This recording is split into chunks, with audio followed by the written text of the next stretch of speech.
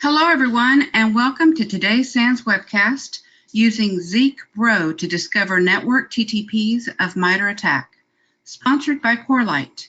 My name is Debbie Gurry with the SANS Institute, and today's featured speakers are Richard Baitlick, Principal Security Strategist at Corelight, James Schweitzer, Federal Solution Engineer at Corelight, and John Gamble, Director of Product Marketing at Corelight, who will be moderating this webcast. If during the webcast you have any questions for our presenters, please enter them into the questions window located on the GoToWebinar interface. We will be answering them during the Q&A session at the end of the presentation. Please note that this webcast is being recorded, and a copy of the slides and recording of this webcast will be available for viewing later today and can be found on the SANS registration site. And with that, I'd like to hand the webcast over to John. Thanks, Debbie. I'd like to introduce our two panelists today. So we have two great guest speakers, Richard Baitlick and James Schweitzer. James, if you could go to the next slide. There we go. So between these two gentlemen, there's an absolute wealth of knowledge about the Zeke framework, the attack framework, network security monitoring, and also great frontline knowledge of security operations, both on incident response and threat hunting side as well. So I would really encourage you guys to take advantage of that and ask questions throughout the broadcast. We probably won't be answering them until the end of the broadcast, but I will be monitoring the Q&A. So if you have a question, please just type it in and we'll try to get to it at the end. So Richard Baitlick. Richard is the Principal Security Strategist here at Corelight. Previously, he was the Chief Security Strategist at FireEye, and he was Mandiant's Chief Security Officer during the FireEye acquisition in 2013.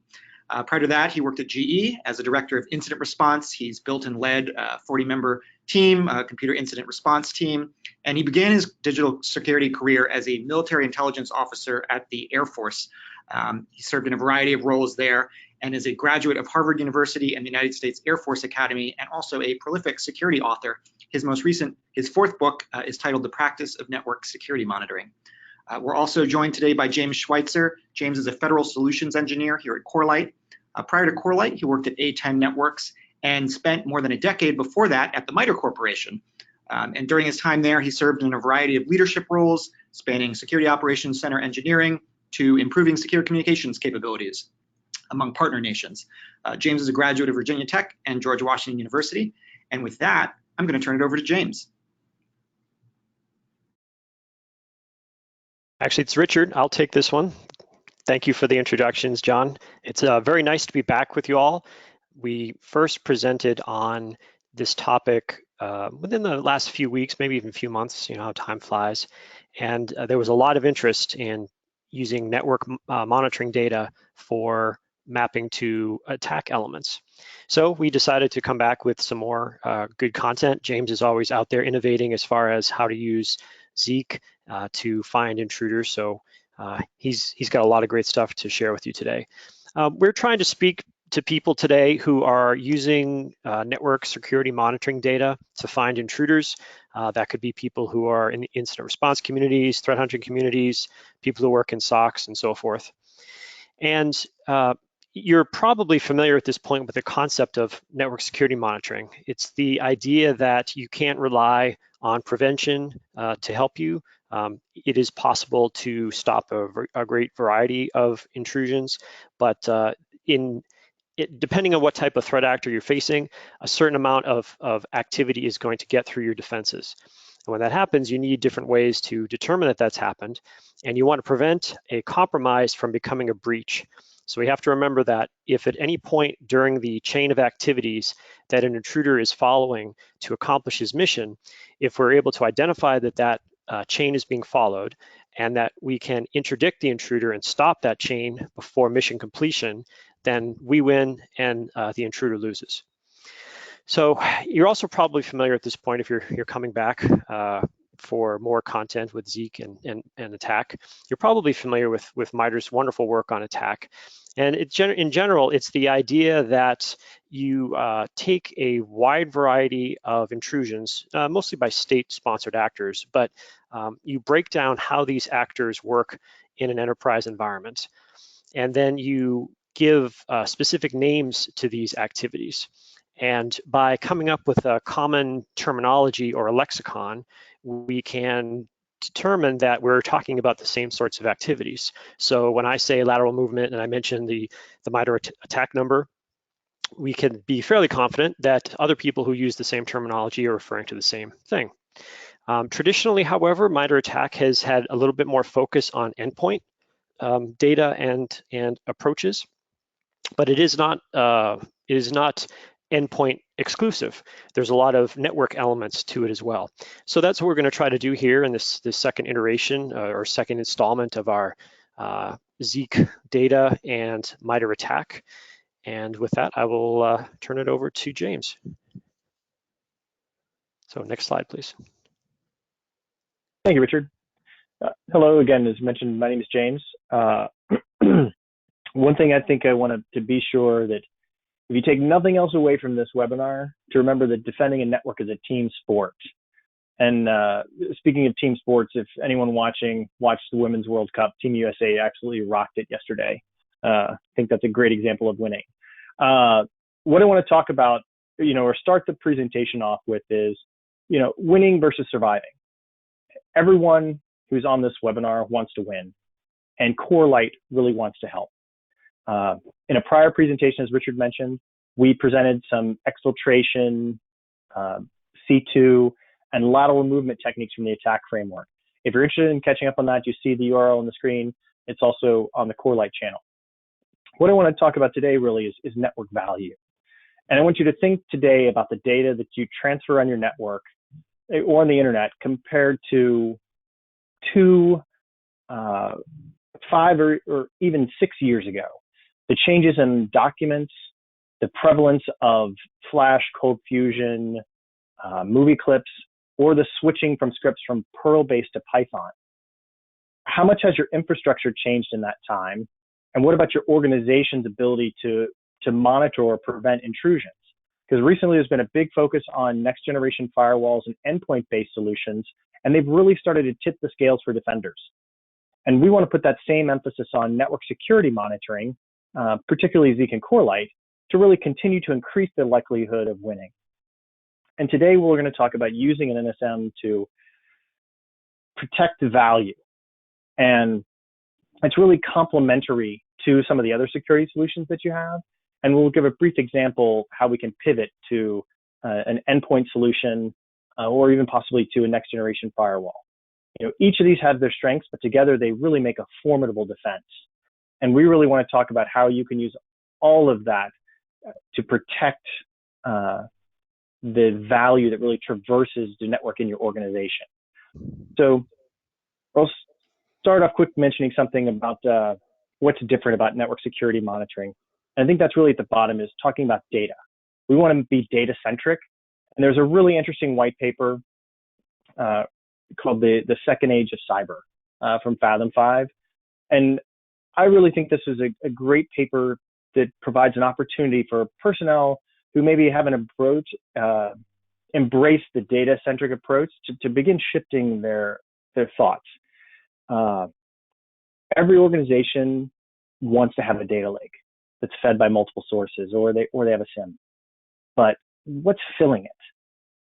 Is it data that's designed for investigations or link analysis, or something that really provides you objective visibility to what's happening on the network? Think network auditing, because what Corelight provides is we provide you data that's derived from network interactions. So you're going to take the value of what you see on the network and use that to help defend it. We talked earlier about it's a team sport, about talking to everyone about what kind of data do you want to capture? What does it include? Do you have the information to apply really a bespoke business logic so that you can hunt for something that's really unknown? That's one of the great pieces, I think, of the attack framework is it's very flexible. We have a common language that we can use to kind of pivot from there. And shortly, I'll give you an example of derived data. But I also, want to mention, we don't really want to create another, pardon the expression, the Pacific trash dump. We're just dumping bunches of data into your data lake or into your SIM.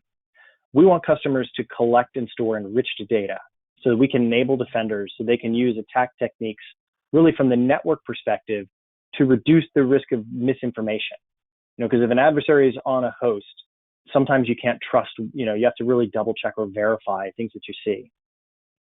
So I will also say, speaking of attack, there's actually going to be, Corelight is going to release a section of a website later this year, really promoting the observation of attack TTPs while using the Zeek framework. And what you see on the screen here really is talking about some of the attack techniques and really where Zeek excels at discovering or at observing within that framework. Richard, I'll pass it back to you. All right, great. So before we get into attack, I wanted to cover this briefly. When James and I were coming up with these slides, we were not sure if we would see a wormable RDP exploit yet, but I said, let's put this in here anyway, because if we're lucky, no worm will be out there yet, and this will be useful to our listeners. So I've been following this CVE 2019-0708 activity since it was first released. And this is fascinating for me because it's, I've been doing this for a long time, and you don't get too many wormable vulnerabilities out there, but this is one. And we had Microsoft release several warnings about it. The NSA released a warning about it. So you might be wondering, what's the way I should handle this? Now, obviously, patching is the first way you should be handling it. Harden that infrastructure. The second way, if you have to leave the systems online, would be to try to restrict access to them. But as you can imagine, people are going to be trying to find vulnerable RDP servers on the internet. And there's been some wonderful research done by Robert Graham, who's been using his mass scan tool with some additional modifications that he added. I think he said he found somewhere in the order of 950,000 vulnerable servers on the internet. And while that number is going down because people are patching or at least taking those systems offline, there's still hundreds of thousands of systems waiting out there. So I wanted to share this just based on some poking around that I was doing and also looking at some research that other people are doing that is congruent with this. And what I found was that when people are scanning for RDP servers, and this is probably going to be true as well if they were to try to exploit them, what I've seen is that the cookie value is generally random. So if you were running Zeek in your environment, watching for, first of all, you could be using it to find RDP servers because people are scanning for it, and you might have legitimate users as well. But the people who are doing this for illegitimate purposes are probably going to use a scanner, at least if they're using the stock code that's been circulated for Metasploit and a few other things. The cookie values are going to change. So I showed here just a little bit of a pipeline for finding these random cookie values, and also if you wanted to just search a directory of all your Zeek logs. Obviously, there's ways to do this with Splunk or Humio or nowadays Chronicle or Azure Sentinel and so forth. But I always like to show just a basic bash pipeline so that you could get the idea and then translate it to your own situation. So this is a little bit of a detour, but we're still waiting for this wormable RDP activity. So I would recommend, if this is a wonderful example of how you can use network security monitoring data to find out not only what's in your environment, but who is trying to find it and the nature of that activity. And this is also a tough one because if the intruders use TLS, as is the case with most modern RDP servers on Windows, the cookie is one of the few things that's unencrypted that you can catch and observe it being normal or not normal. And could we have the next slide, please? Okay, I'd like to turn it over to James. Excellent. So really, we thought it was good to give you a quick primer if you're unfamiliar with Zeek and Corelight, how that works. So logs generated on Corelight are Zeek logs. Zeek is a network security monitor. It was created by Vern Paxson over 20 years ago at Lawrence Berkeley Labs. And these logs have been cultivated over the past 20 years by incident responders and threat hunters throughout the world. One of the key things that they offer is a unique identifier that allows, you'll see it in yellow or in the screen, that allows for link analysis among Zeek logs. One of the great things that was recently released is a community ID. And that's really allows analysis with other external platforms and tools, and we'll talk briefly about that. This is very simple to implement in Zeek and Corelight because the logs are extensible. Are there other things that you'd like to have? Maybe the origin header field in an HTTP log? That's no problem. It's something that's easy to add. One of the things with that UID, we talked about link analysis. You can pivot to the DNS log. You'll see the second item down there is the UID. So that allows us to see how long a connection occurred and then specific fields about DNS. Likewise, spearphishing is still at the forefront, of attacks. You have the SMTP log with data, a files log if files are exchanged, and also there's a capability native to Zeek called the Intel framework. And with the Intel framework, it's if there's something that you want to look out for, a particular interest, maybe a targeted item to have. But it also includes encrypted traffic, because it would be remiss if we didn't talk about encrypted traffic. And there's tremendous value there, whether it's in the SSL log, which has content about the SSL handshake, or the X509 log, which is really certificate details. All of these can be found through this link analysis through the unique identifier. We have a unique identifier and then a file unique identifier, and it allows the pivoting to take place between all of the various logs. So these provide cyber defenders with rich network information. It's derived from the network. So you can apply that bespoke logic in your seam of choice, or in a bash pipeline to observe, contain, or eradicate the adversary. Corelight really wants you to extend, manage, and control the logs. So let's talk a little bit about NSM. And before I talk about instrumentation, I think Richard has one other point he wanted to mention. Yeah, just briefly, we had a question come up. We'll answer it now. If you want to ask a question, go ahead and send it into the chat, and we'll either handle it quickly or we'll do it at the end. This one we'll handle quickly. The question was, is Metasploit generating the cookies that we're seeing? Is there like a hard-coded value? From what I've seen, Metasploit is generating a random cookie.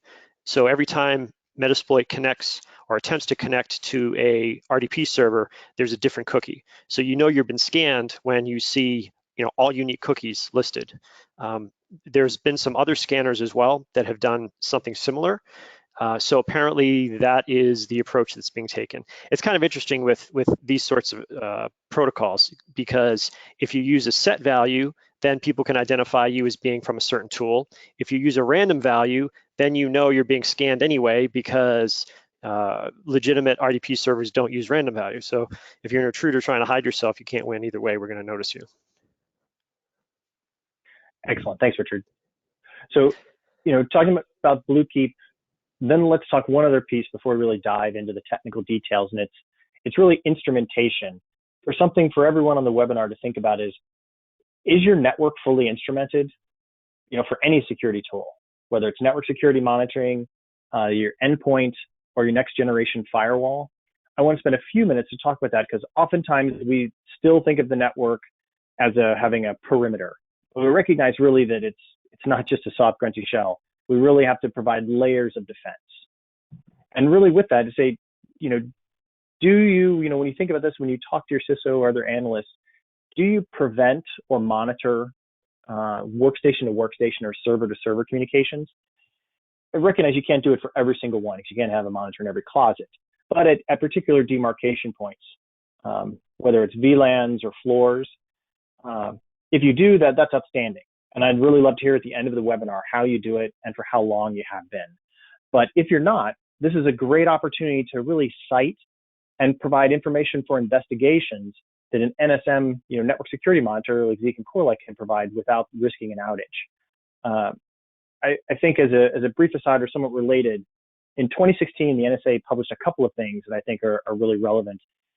One was a white paper that talked about the value of limiting workstation to workstation communications. But on my LinkedIn page in 2016, a former NSA TAO chief talked about disrupting nation states. And it was around minute 22 of the presentation. He's like, their worst nightmare is an out-of-band network tap. And that's really what NSM, what Zeek, what we provide. And so just, sorry, brief aside, but back to the presentation is One thing we know about enterprise networks is rarely do every device need to communicate with each other. The exception may be an IT workstation, but implementing and monitoring this can be difficult. Even though we've had advances with Active Directory and group policies, how do you verify? And I mentioned verify because that's another key point of NSM, network security monitoring. Because if I were to ask anyone on the webinar who has prevented SMB version 1 or doesn't have RDP, just hanging open on the internet, of course you're going to say no. But have you been able to verify that recently? We recognize that maybe every year audits are conducted, but really what can you do in the real time so that you can discover in, I don't want to say 60 minutes, but maybe in 2 days, maybe 5 days? What can you do that's really an ongoing continuous monitoring? If you deploy at this one point, there are some questions you can ask, but imagine if you had NSM deployed in each one of these locations where you can see volumes of data being transferred between clients and servers. Maybe even there's encrypted traffic that doesn't really belong, or Microsoft protocols that are being used between internal hosts that was unexpected. Wouldn't it be great to have a network instrument like this with both virtual and physical sensors?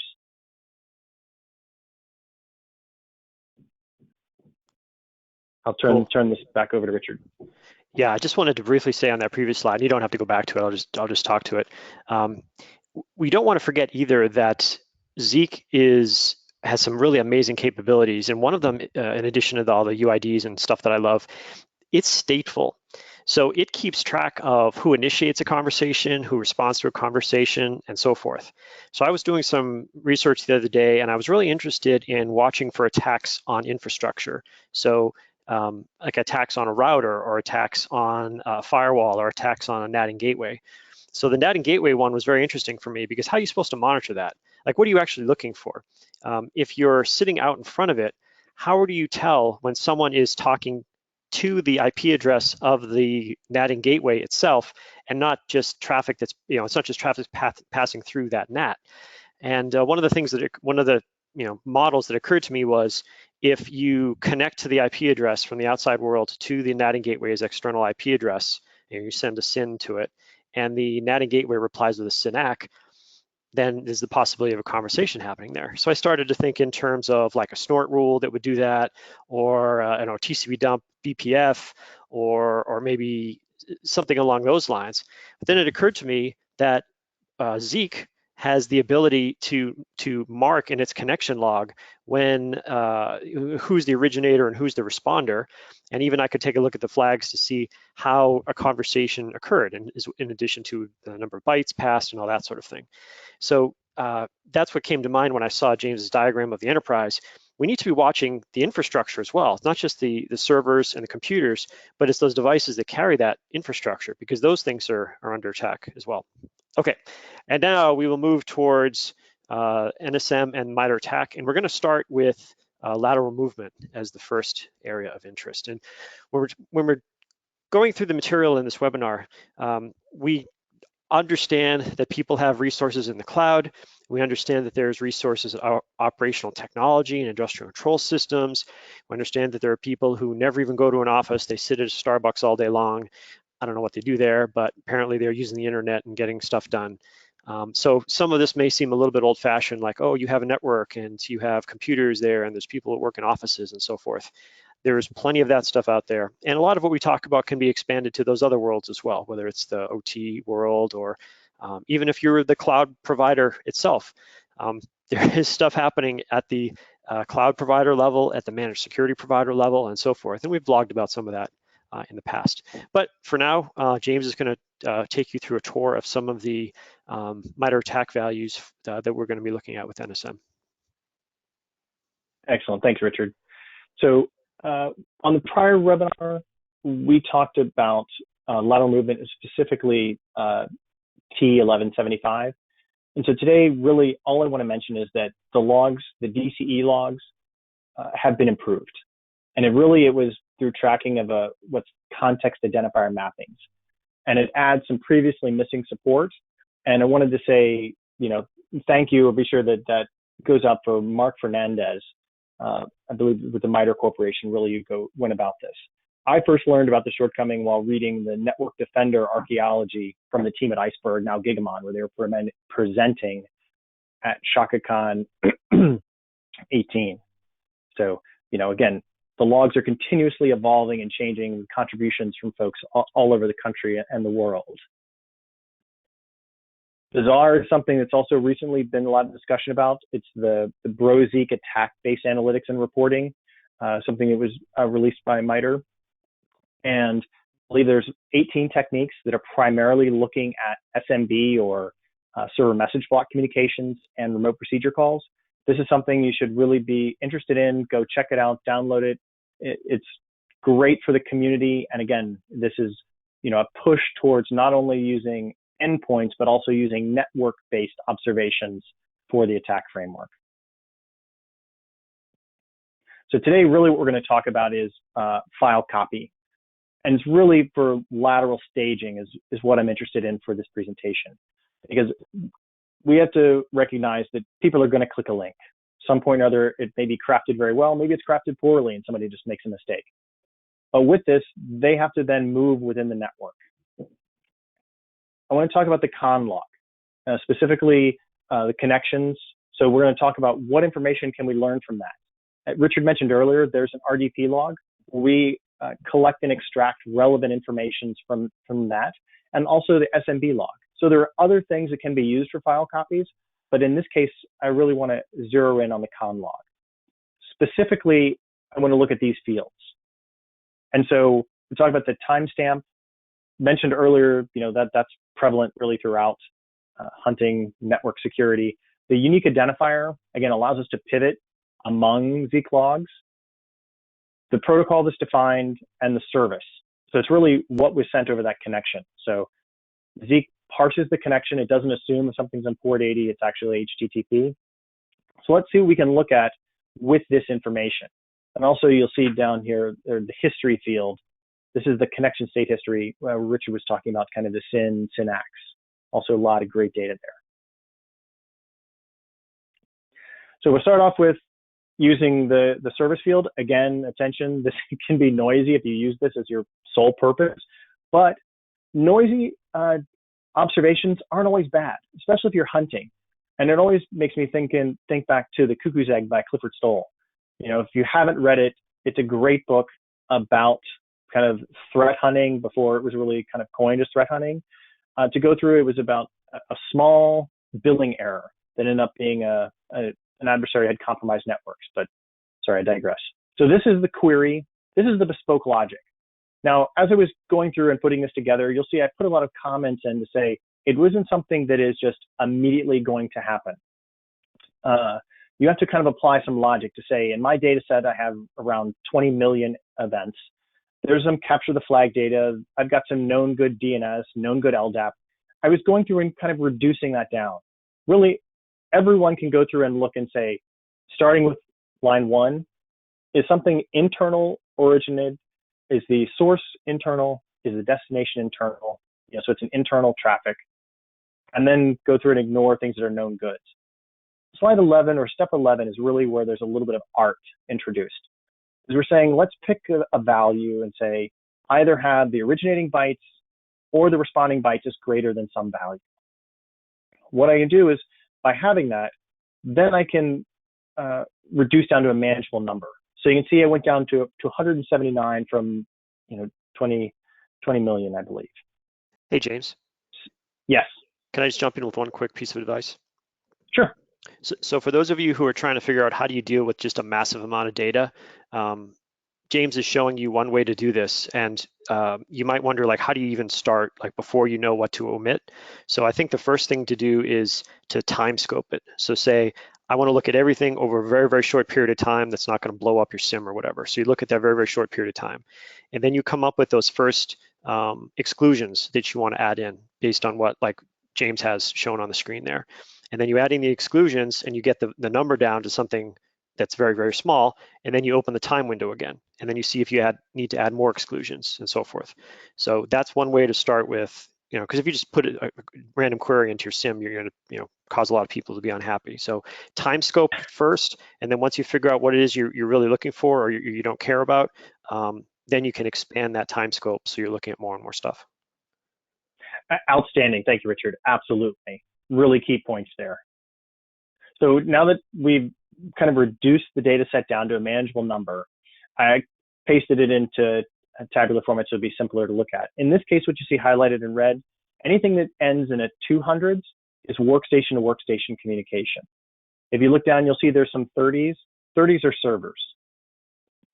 In this case, what's highlighted in red, really, we have several communications originating from 201 going out to a couple of different IP addresses.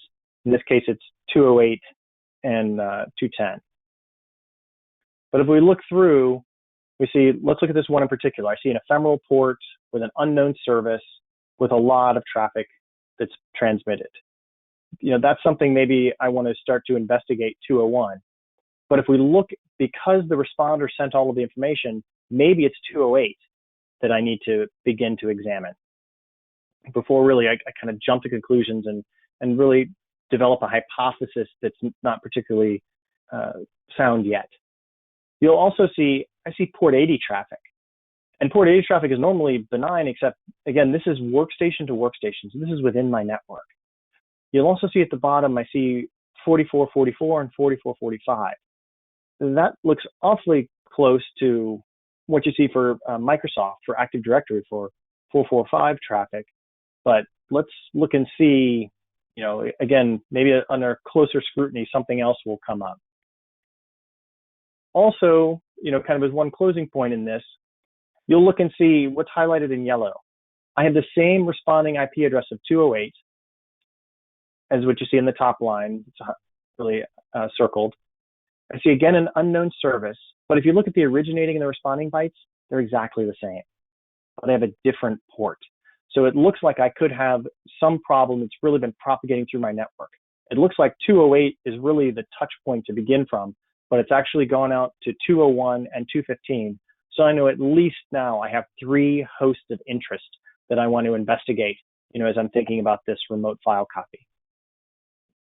So let's, can't have a hunt without thinking about Snow White. Let's begin the hunt. We go through. At this query, you're going to notice that it starts off with a not. So as Richard mentioned, it's really important to kind of winnow down your time scenario. In this case, you'll see I'm searching in all time because I have a smaller data set. But in this, that source type of not is, there's a feature that Corelight sensors offer within Zeke to offer a reduced log. So in my data set, I have both the con log and the con reduced feeding my SIM. And so if someone uses the _RED file, it's going to lower the volume of data that's ingested into Splunk. But that's another point. We can talk about that later. There's a tremendous amount of information displayed on the screen. We see a service of unknown. That's nothing new. We already knew that as we began. We see a history field that shows the TCP control flag. So again, this is a point that Richard mentioned earlier. So within Zeke, capitalization means it's the originator, and it's lowercase, it's the responder. So I can see in those first 3, I see a SYN, SYNAC, ACK. I see data was sent by the originator. The responder sends some data of acknowledgement, and then it ends with 2 fins. Perfectly normal. Nothing that's abnormal about that. Let's jump over to the time. Time has always been an important point. These transactions look like they're occurring after business hours. So if they've been localized, that could be a problem. And as we go through and look at this, we also see we've got the originating and the responding bytes are exactly the same. So we could have something that was transferred twice. Maybe we had a problem, not sure. Let's look and see. You're also going to notice there's something called a PCR in the middle of the screen. The PCR is the producer-consumer ratio. And that value is created from an add-on package. And really, it's something that was created based on a Carnegie Mellon paper that highlights, is a device consuming or producing data? And depending on that, it's going to go from a range from 0 to 1, and there's a separate log that's created. They can go through and you can establish that and think about establishing history. Do I see devices that are traditionally producers of data all of a sudden become a consumer? that can also help us to guide in our hunt, as we look for finding something with remote file copy. So now that we have something of interest, let's see who else has talked to 208 during that time. See if we can find, both a sighting and an investigation with our NSM. So with this, you'll see again, as we look through our screen, we see DHCP. The first question to ask is that my DHCP server, or was there a rogue DHCP server on the network? Should be pretty quick to be able to assess that. I see SSH from a couple of devices. Maybe need to investigate those devices and expand the investigation some. For DNS, I see Google DNS. Do we allow external DNS or even Google DNS as we go through? You'll also notice in the middle of the screen, there are more ephemeral ports, in the 40,000, 4,000 series with an unknown service type. And we might need to pull PCAP for some of these, but if you look in the middle of the screen, you see that there's a 4,000 port with the service type of HTTP. Let's take a look at that entity and see what we can discover. So if we pivot over to the HTTP log, another one of the Zeek logs, we're going to see there's a lot of additional information that's available. So in this case, I see the user agent, is Python, kind of the host went through his magic wormhole. And see it's a GET. I'm able to really kind of determine that this is a Python-based client. It's actually a tool called Magic Wormhole, oddly enough, with the icon there. And what this is a capability that implements RFC 8125 for PAKE, for Password Authenticated Key Agreement. So this hasn't been confirmed as a technique in the wild that has been used for remote file copy. But what I wanted to demonstrate with this is it very easily could. As you look at the MITRE ATT&CK framework, look beyond what you just see, what they provide as the examples. Because as you're going through and thinking about this, you need to think about things that are what hasn't been seen today. Do you have the ability to observe that, to cite it, to collect the information necessary to investigate it? And think, is this something on your network that you could cite? Would you have the ability, the way that your network is instrumented today, to be able to see if someone is using this Python-based tool to move information back and forth? And this is just a quick screenshot to show how it works. Really ingenious. You have your wormhole say that you want to send in this particular file. When you do that, it generates the code. You go on the receiving workstation, type wormhole receive, you type in this specific code, and then it will begin pulling that file down. So again, this is something that I just thought would be interesting to talk about in the context of the attack framework. But let's go back and talk a little bit more. We began this by, this hunt or this discussion, looking for odd workstation to workstation traffic. And again, it's not going to be something at the top of every rack or in every switch closet, in particular demarcation points within your network. And that led to the investigation really of an unknown protocol. But let's look back at our list of interesting sessions to see if there's anything else that we can either verify, as bad, we can cite something new, collect data to investigate, or even go back and take this information to tune our preventative measures or capabilities we have in security. In this case, I want to zero in on the port 80 traffic. And so in this case, I want to say, do I see an originating host of either 208, because he was involved in a couple of transactions, or 201? And if we go through and look at this, you'll see that I have both gets and posts. Gets generally are pretty benign, but a post, may not be. So we modify our query some, and I want to show the post body to see with this. Now it's important to note that post body information could contain PII, or if you're looking in Europe, it could be subject to GDPR. So be careful and take precautions if you're actually capturing that type of information. If we look at this, and we look and see what's wrong. Is there anything wrong? We see URIs that really look benign.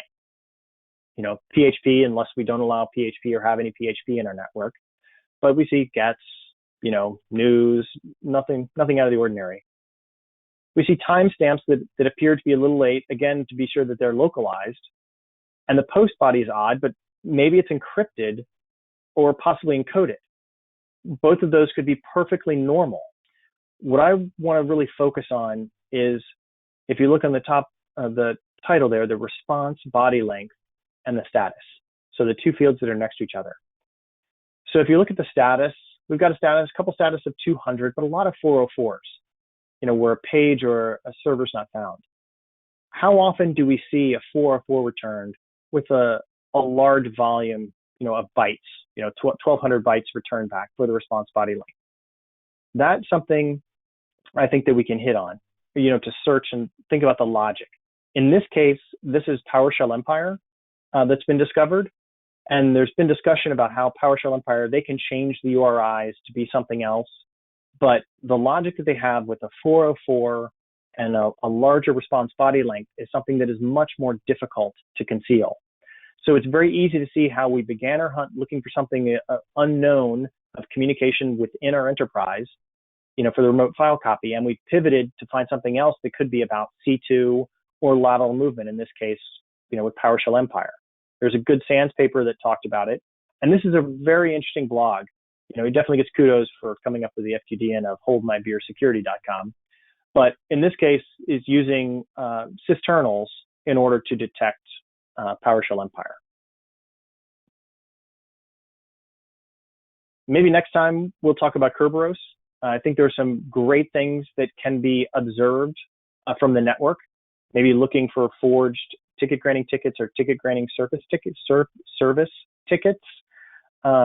If you have suggestions or something that you would like to see maybe observed over the network, we'd love to hear them.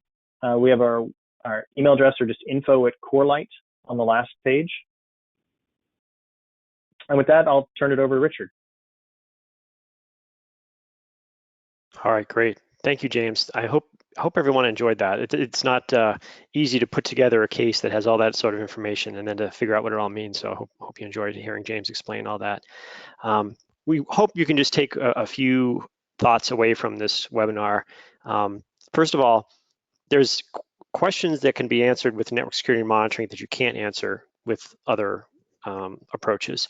And of course, there's other questions that NSM can't answer that you have to be on the endpoint, or you need access to a third party that has nation state level threat intelligence or good awareness of what adversaries are doing because they're sitting inside adversary networks. But we like to think, as James mentioned earlier in the webcast, that it's a team sport, right? You combine the host elements, the network elements, the threat intelligence, third-party notifications, logging from your cloud resources, infrastructure resources, and so forth. You put all that together, and you can start with one and pivot to the other, or you start with NSM and pivot into the others. That's how you're able to have some success to find intruders as quickly as possible. We are constantly adding new capabilities to Zeke through sponsorship of the open source coding and through the capabilities that we add into the Corelight sensor itself. So James mentioned one of them earlier in the webcast when he talked about the reduced log. One of the items of feedback we got from early customers was that something like the con log is great. There's so much data in there, but could we somehow provide a subset of that so that you would just get the elements you need? Maybe you don't care about the flags. Maybe you don't care about duration. You just want the timestamps and the IP addresses or whatever it is, and the UID, because you're going to pivot from that into the other more service-specific logs. And you can do that with the Corelight sensor and provide that via the reduced con log. There's also what I really enjoy about being part of this company is this idea that Zeke is extensible. So there was a mention earlier of the bizarre scripts that MITRE is putting out, which is great. It's this ability to extend Zeke to do other things. Some of the best scripts that are out there are, for example, the J3 scripts that the engineers at Salesforce put together. Now, these are just examples of ways you can take the Zeke programming language, which has been optimized in this case for network traffic, and you can get it to do all sorts of things to help you. And now with the advent of things like the community ID, you can better integrate with not only other network-based solutions and approaches, but even with some host-based ones as well. And going forward, using something called Spicy, which if you want to learn more about that, you can follow the links that are listed there. We're confident that it'll become even easier to add more protocols to Zeek. So, Zeek has the ability to parse a lot of protocols, but there are so many more protocols that are out there that it would be good to be able to create decodes for, so that we could create even more logs that suit people's needs. And we'll turn it back to James. Go to the next slide. We're almost done here. Or I guess we'll go to John and talk a little bit about Corelight. Thanks, Richard. So yeah, briefly, just a word from today's sponsor, Corelight. So we are founded by Vern Paxson, the gentleman that James mentioned earlier, who invented Zeek across the bay from us 20 plus years ago at Lawrence Berkeley National Lab. Vern founded the company alongside Seth Hall and Robin Summer, who are key and prolific open source contributors to the Zeek project, formerly known as Bro, renamed last year. We're a San Francisco-based company with offices in Columbus, Ohio, and we have sales teams in both the Americas and EMEA as well. And we offer a range of network security monitoring sensors that run on Zeek, and they simplify Zeek's deployment and substantially expand its capabilities and performance in the wild. So we really just take the pain and headache that can come sometimes with implementing open source technologies like Zeek at scale. We take care of that for the customer, and we make it very simple to use. It's truly a 15-minute deployment of our sensors in the wild, where in the open source world, it can take some organizations weeks, months. We've even seen some cases where years in very large organizations to fully tune their Zeek stack. It's a 15-minute deployment with Corelight, and we can do peak analysis throughput speeds of up to 25 gigabits per second on our high-end appliance, the AP200, which is up to 10 times as fast as open source server clusters, Zeek clusters are going to be able to achieve. So there's a lot of benefits that come with the Corelight solution. And we, of course, offer all of the key functionality that Zeek offers as Zeek is running under the hood there. So all of your traffic in its raw packet form being converted into these rich protocol organized interlink logs that you saw in the presentation just now. Also file extraction as well. And of course, Zeek, as you know, is a Turing complete scripting language. So you can run your own Zeek scripts that you've written or community Zeek scripts, and Corelight actually preloads a curated set of Zeek scripts from both the open source community and also scripts that we've developed in-house to give customers preloaded insights on the box for data operations and detections and various use cases across the network. Lastly, I'll just call out here on this slide the table you see there at the bottom. For those of you, we kind of presumed a baseline familiarity with Zeek in this presentation if you're dialing in. But if you're new to Zeek, or you've heard about Zeek, or you haven't yet used Zeek yourself, we often kind of get the question, well, how is this really different from Xlog or Ylog or PCAP? And the answer is, it's quite different, and it's transformationally different. And you don't have to take our word for it. There's a lot of Zeek fans out there that don't work at Corelight. And one of them here is a gentleman named Chris Sanders. That's where these grades came from. So Chris Sanders runs Applied Network Defense, helps SOC set up SOCs and do training for that as well. And he put out some material that basically looked at various types of network data and graded it according to its utility in various security use cases for incident response, et cetera. And so across those fields of the context, i.e. the breadth of information that the network data type provides, the pivotability of that data set, the searchability of that data set, acquisition, how hard that data set is to acquire, store, and analyze at scale, and retention, how long you can store that data set, because of course, as we know, dwell time is measured in months, not minutes, so you're going to need to be able to go back in time on your network. When measured across those dimensions, Zeek logs really do stand out. And so we just highlighted here his comparison, Chris Sanders' comparison of Zeek logs versus NetFlow and PCAP. So we often call Zeek logs the Goldilocks of network data. It's kind of that sweet spot that sits right in the middle, where it's providing you, nearly in most security use cases, nearly the visibility levels you could get from PCAP, but in a data format that is compact and designed for fast search. So it looks something more like NetFlow in terms of usability. And Chris here, almost gave Zeek a straight A report card on data utility for security. He notably gave it a C for acquisition here, but of course he's talking about open source Zeek, and that's precisely where Corelight's value can come into play. We can take that difficult challenge of acquiring and deploying Zeek in your own environment, scaling it and acquiring that data, we can take that challenge and make it quite easy. So we believe with Corelight, you can actually make Zeke a straight A student. So if we could just go to the next slide, James. We've got a range of product offerings. So we have sensors in physical format and virtual formats as well. On the virtual side, we support VMware and Hyper-V. There's 4 reference configurations there in the box below.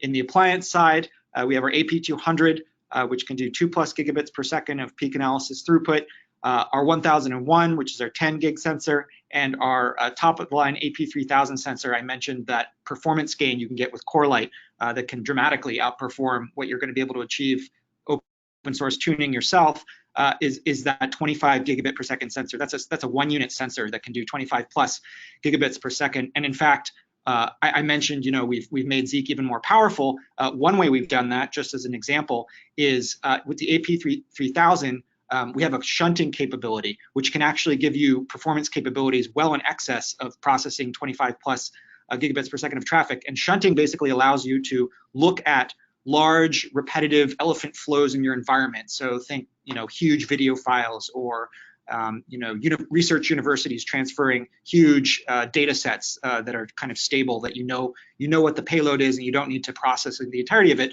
With Corelight, we've added this cool shunting ability available with our AP3000 sensor that allows you to basically read the header information, get the initial kind of header information of the connection, and then ignore the rest of the flow, so you can save that CPU for traffic that is of higher value to process. And lastly, we do offer a fleet management capability, which is a unique feature to Corelight, which is not something you're going to find in the open source project, where we basically allow you to configure, deploy, and manage a multi-sensor or hybrid environment where you may want to provide certain access to certain sensors and traffic views to certain teams based on geography or role type. So you've got that RBAC capability, but probably more importantly is it allows you to configure sensors and deploy templates. So you can actually set up data filters on certain sensors and use that template to expand that as you spread Zeke throughout your environment. Next slide. So just kind of real quickly, why is Corelight going to offer you value beyond what you can get out of the open source technology? In a sentence, it's we make Zeke easy and enterprise grade for you. We want you guys on the front line, and also security organizations generally, to spend time using the data, not babysitting it. And so that's kind of where Corelight can come in, is we can just get Zeke up and running in your environment at speed, at scale, highly performant, with all of these great features, pre-integrated with all your favorite security tools, so you can use the data and actually get value out of the data to do things like incident response and threat hunting, as you saw in this presentation today, right? James and Richard provided all these great ways that Corelight Zeek log can be used to manage and reduce risk by mapping against the MITRE ATT&CK framework. We want you doing more of that, not managing open source Zeek and babysitting servers and trying to fine tune packet loss. That's where our value comes in. So our sensors are pre-built, ready to deploy. Dramatically increase the performance per sensor. You've got all these great health and monitoring capabilities, integrations with your favorite tools like Splunk, which you saw here today. We give you a ton of data control that's not present in the open source framework.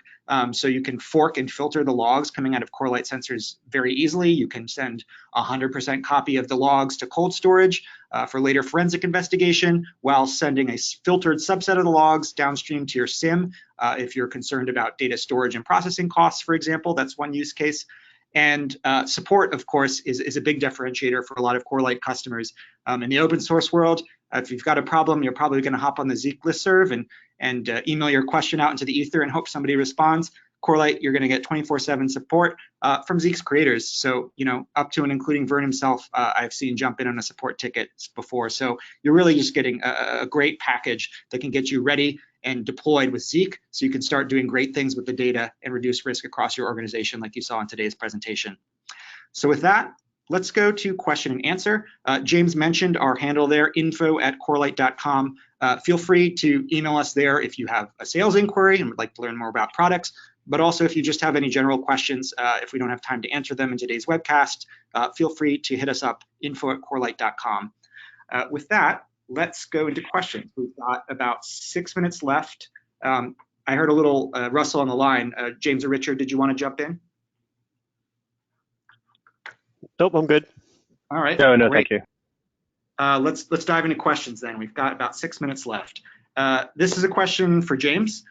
James, any consideration to tying the conversation talkers to reputation databases and internal asset management databases that would help to quickly characterize those talkers with the hopes of identifying malicious activity or intruders? Yes, and that's actually a great question. There's recently, or one of the capabilities Zeke offers is called the input framework. And with that, you can use a CMDB to enrich the data. And so as a result, what you can do is then you can define and say, what are the purpose of this device? Who uses this device? You know, do I see excessive traffic coming from a printer, for example, and really push that information down so that your tier one analysts really have a greater knowledge of what they're looking at if they see an event come across the screen.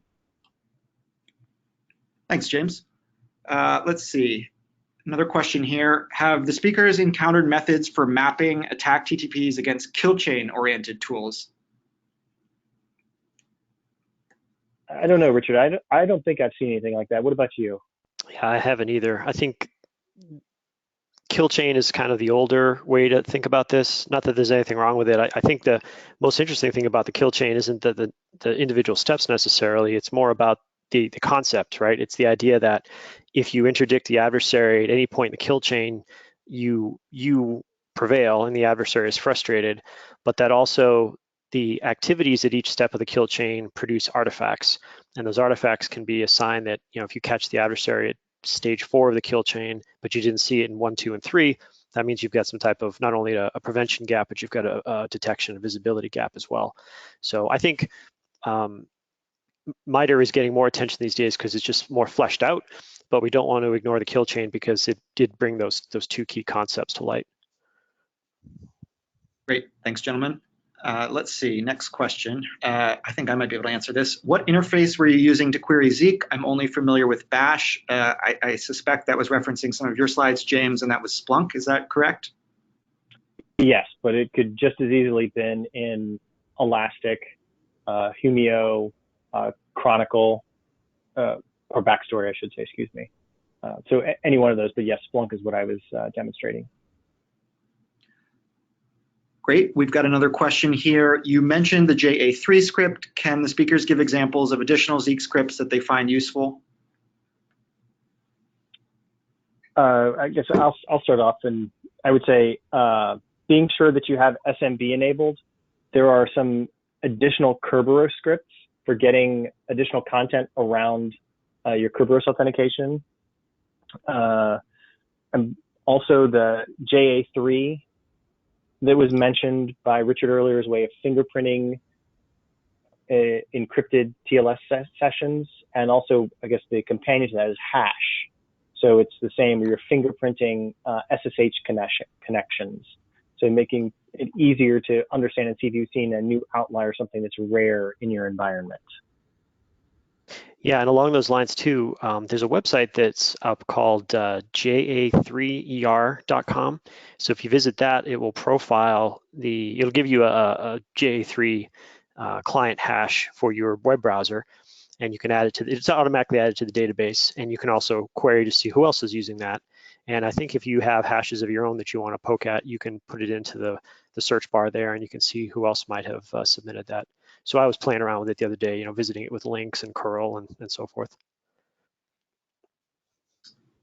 All right, I think we've got time for 1 or 2 more questions here. Let's see. How about this one? Could you guys talk more about the community ID feature you mentioned and explain how it can be used? I think that's another great question. The community ID is a hash of the network tuple. So source and destination IP, source and destination port, and the protocol, and it's available information about GitHub, and there's an implementation written in Python. By doing that, you're able to create a hash so that you can pivot among tools. So Moloch has implemented this.